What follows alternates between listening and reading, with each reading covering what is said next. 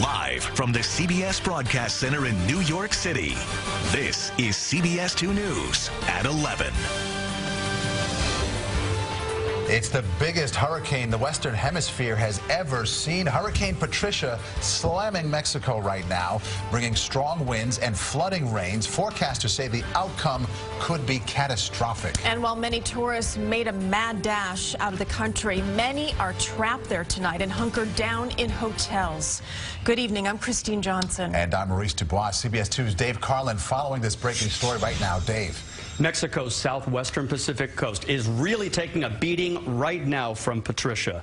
And some New Yorkers are there, and they're talking to us about the huge storm that's all around them. Hurricane Patricia roared ashore at 6:15 p.m. local time in Mexico, about 55 miles west-northwest of Manzanillo. Some people there clearly too close to danger, getting video like this on their smartphones. Here you see trees pushed sideways and a fence blown apart by whipping winds. Toughing out this rare and dangerous Category 5 storm is Vikram Vishnu Bhakta of Hell's Kitchen, vacationing in Puerto Vallarta with 22 of his friends. How long have you been there? Actually, for only 24 hours or so. What is your biggest concern right now? Just the power going out. Patricia intensified so quickly it caught some people off guard. But Vishnu Bhakta says officials in Puerto Vallarta rose to the occasion. Were you out among the people and what was going on? Puerto Vallarta officials were very good about encouraging individuals in certain areas of town to evacuate. These locals found refuge at this Red Cross shelter. Some tourists were moved from their hotels to one place, then moved again to another. Came to this convention center, and then they said that it's not a safe place, so we're going to the technical center.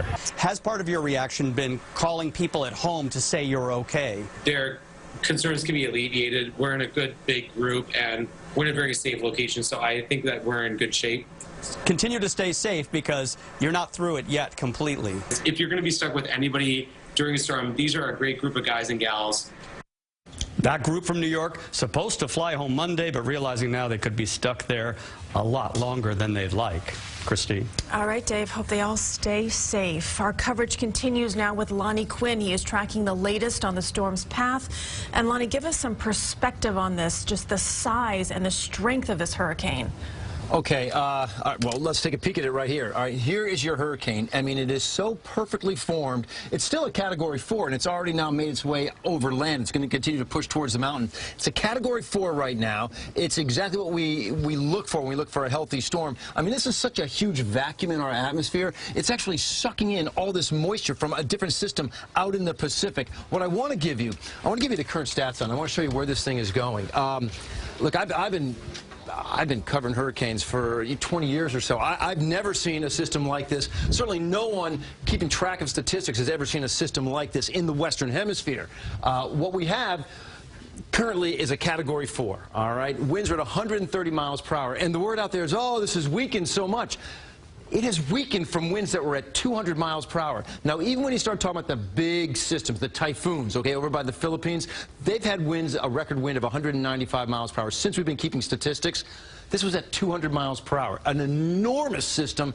Winds right now at 130, so it's a Cat 4, but it's over land, all right? It's going to continue to move over land, and that mountain range in Mexico is going to beat it up a bit. It'll become sort of just a low-pressure remnant storm with a lot of water. 10 to 20 inches as it comes on shore. Could still be holding the potential for another over half a foot for portions of Texas as it pulls in a little added Gulf moisture. And this system could, believe it or not, possibly influence us with some wet weather by the time you get to the end of next week. But we'll talk more about that a little bit later. Maurice, let's go over to you for right now. Okay, Lonnie, thank you.